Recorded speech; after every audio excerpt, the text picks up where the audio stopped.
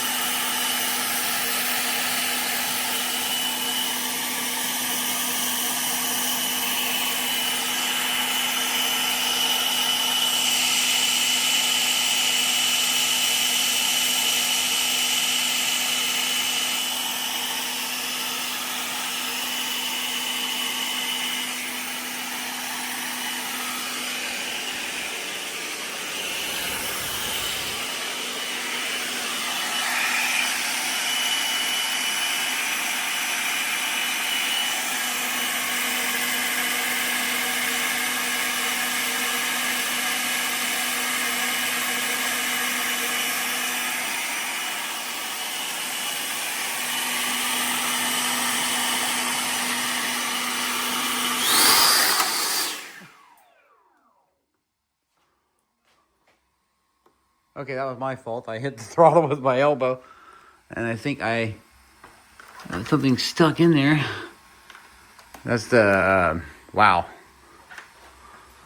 That is the wire for the rear end here, the elevators, which I kind of figured would happen. Let's take a look. What happened here? Motor's fine. I wonder why it shut itself off like that. ESC still connected. All right, let's, maybe it was a safe cutoff or something. I don't know what just happened. Hold on. Now, I know you guys want to watch this, so just hold on momentarily. We're going to figure this out real quick.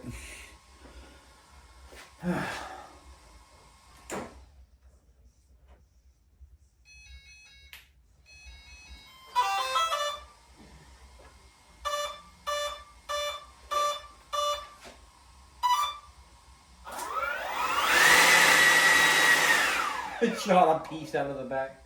Okay, that's fine. I think it was something that was stuck in there.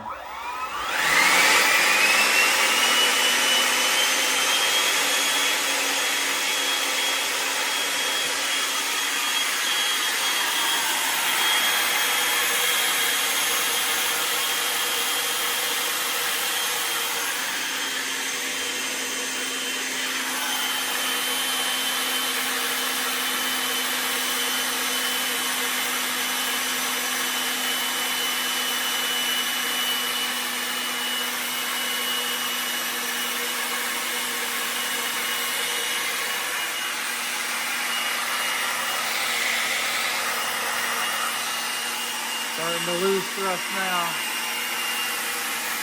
And we'll do the cutoff at 17. The Avian's going to do a cutoff at 17, I'm pretty sure anyway. Okay, well, despite pulling a wire through the motor, which is good, because it still ran. We can call that our first bird strike medium, right? And all that was the extension cord for the extension for the rear, the elevator, which obviously, because I haven't finished putting all the wires up, I kind of overlooked it. But that can happen. But the battery's off load and sitting at 20.